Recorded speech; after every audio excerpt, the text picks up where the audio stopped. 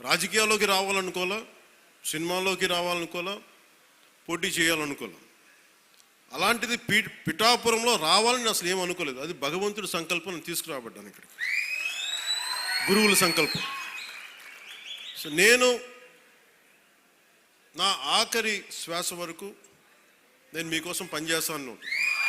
అది అధికారంతో సంబంధం లేదు, దానికి మీరు ఆశీస్సులు ఇవ్వండి.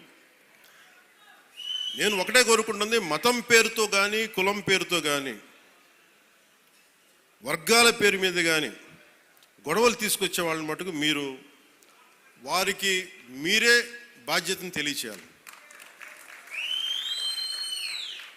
ఎందుకంటే మీకు ఇందాక చెప్పినట్టుగా ఒకటి విడగొట్టేయడం చాలా చాలా తేలిక మనుషులు.